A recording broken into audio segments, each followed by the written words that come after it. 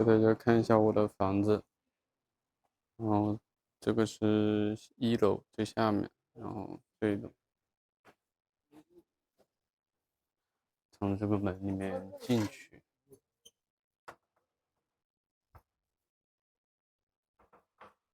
左边有一些邮箱，然后这个我也不太清楚这是什么，快递柜吧，可能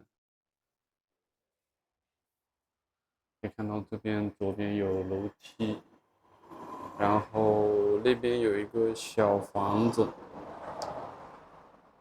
那个小房子里面就是我们这一栋楼丢垃圾的地方。这里面有个电梯，然后日本的电梯它都非常窄，非常的窄，日本的电梯。然后等一下大家可以看到，好的，大家可以看到这个电梯里面是非常拥挤的。然后我的房间的话是在2楼，我给大家看一下我这个站的位置。你看这么小一个空间，我感觉2个人就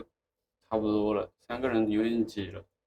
所以说日本这边，我也不知道这个设计是怎么操作。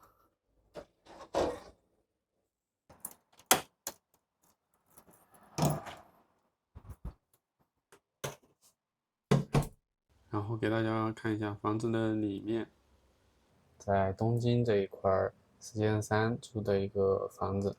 然后大家可以看到，我刚进门这里，它是非常窄的。然后给大家介绍一下，然后这个门口左边这里有个柜子，这柜子还挺小的。说实话，一个人是完全够了的，但是2个人的话是肯定不够的。然后女生的话，可能也有一点点不够，我感觉是有点不够的，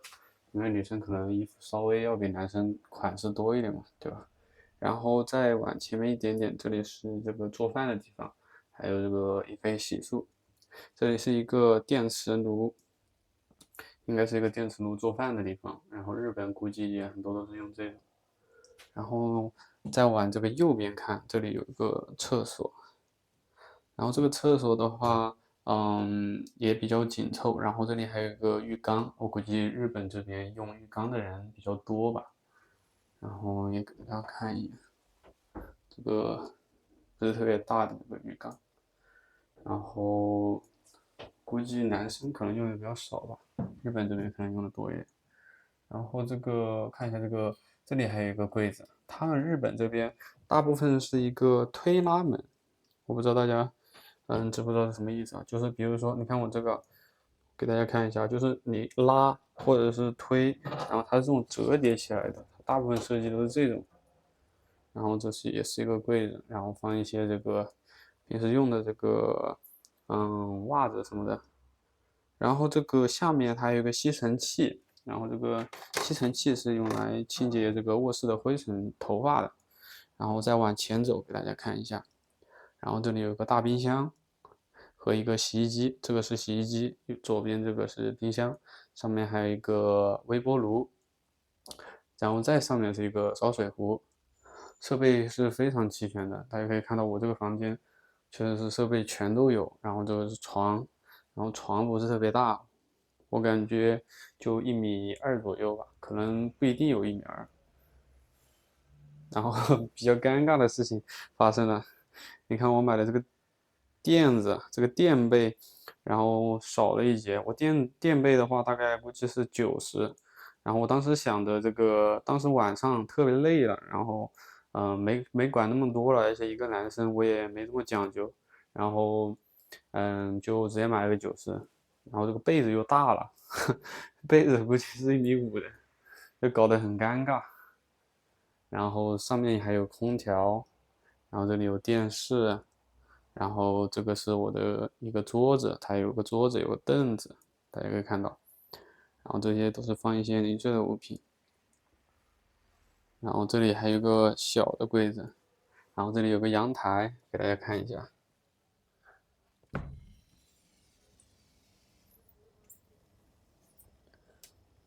在日本是非常安静的，然后这种杆子可以中间放一根长的那种棍子一样的东西，然后可以晾衣服，这种铁的，看到没？然后这个就是我的房子了。然后吐槽几点大家需要注意的事项。首先就是日本这边的房子啊，它的这个插孔非常少，就是说在床头它是没有这个插孔的，所以说你要第一时间去购买这个排插。然后其次就是一个非常重要的一个点，就是它这边只有二孔插口。二孔插口的话，例如笔记本这种三口的，它就用不了。所以说，这个东西就非常麻烦，你一定要去第一时间去购买。目前我知道的这种堂吉诃德这种门店里面是有卖的，然后不算太便宜，并不便宜。然后的话就是这边，有一个好一点的地方，就是说，网上不是都说这个垃圾分类要收钱等等，但是我们住的这里它是不需要的，所以说这个网上的话不一定全部为真，当然也有可能是，因为住的地方不同，然后，虽然说它不需要这个收钱，但是你自己需要进行一个分类。但是我们这边分类它好像并不是特别标准，等到时候有时间我给大家出一期视频，大家看一下我们这边是有多么的不标准。当然它这个瓶瓶罐罐它还是会区分的，但是我感觉它好像挺多其他的东西它都没有区分，我看好多人都直接打包成一个袋子，然后放在袋子里，然后只有那个瓶瓶罐罐的，然后进行了区分。然后还有就是日本这边，大部分人晚上都是非常安静的，所以说，